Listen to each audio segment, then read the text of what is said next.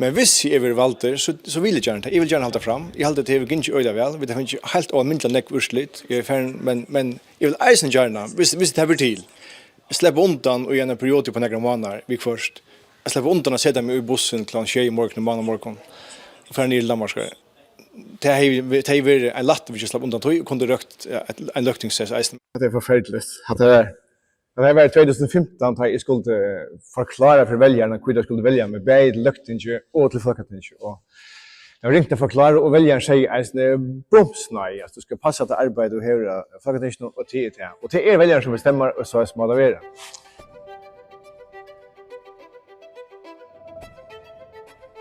En førske Fólkatingsval får ikke nekvar bundnar oppgaver. Man selv setter seg sine mål, men setter man seg målet, og røker man kontaktene, og skaper man alle mellom folk, så kan man altså få rettelig stor urslut.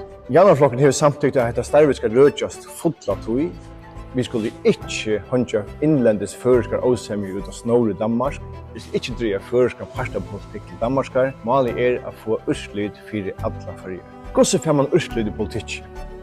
Det snur seg å kunne gjøre avtaler. Hvis du skal kunne gjøre avtaler, så måste du vara avlydan. Och jag halte alla beskjedenhet att det är sjönförsök. Vi har kunnat göra avtaler och helt öliga nekkon. Ötjon till gagnens för förska mentan, för förs vindlöv och för det förska samfunnet som helst. Sjúrður Skaale, du skal have tak, fordi du var med os her til eftermiddag. Først og fremmest synes jeg bare, man skal lægge mærke til Sjúrður Skaale. Jeg synes, han er en simpelthen fantastisk politiker. Og jeg nyder altid meget at se hans taler på Folketingets talerstol, og i det hele taget, altså han er virkelig sjov og klog og charmerende. Og han argumenterer utrolig godt for sin sag her, synes jeg. Det er faktisk det interessante. Vi har eisen strongt også, at det er store avgjørende vi vil gjøre førjen. Eisen var ikke ivertrykkende målsødjen som trygt og verje. Det skulle takast i førjen. Vi har gjort en rikvi av kanningen og greiningen om alt mulig virskifter, kanningen som brukt i skoleverkene, som brukt av fyrtøkken, som brukt av fjelløen, som har finnet nødvendig vitan til veien. Og rattar politiske avgjører, der kan man bare taka hvis man hever den røtte vitanen.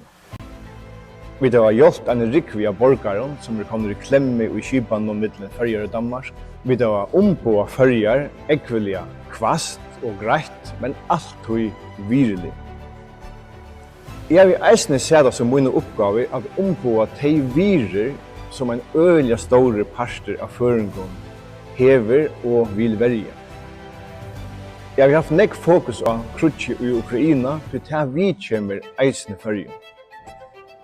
Jeg har haft nekk fokus på borsteregjengene av de kristne i Nagorno-Karabakh, de kristne i Armenierne, for det er eisne nekka som vi kommer okkom. Jeg vil eisne ha nekk fokus på de veksande og reande antisionismene og antisemitismene som vekser som åkrut om alt i Europa. Det er eisne er strøy om virer, og da vi kommer eisne okkom, det er viktig at vi standa og rattar sui.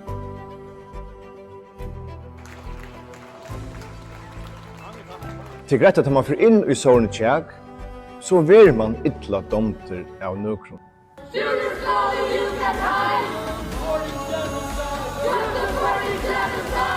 Men hvis en politiker er vel domter av ødlom, ja, så stender han ikke for nøkron. Men det som Janarflokkeren først og fremst stender for av Fólkatingsval, det er å få helt uttøkjelig urslit for føres vindløy, føreska myndelager, føreska einstaklingar. Det snur seg om å få urslit. Så sier vi færre av Fólkating 4 førjar.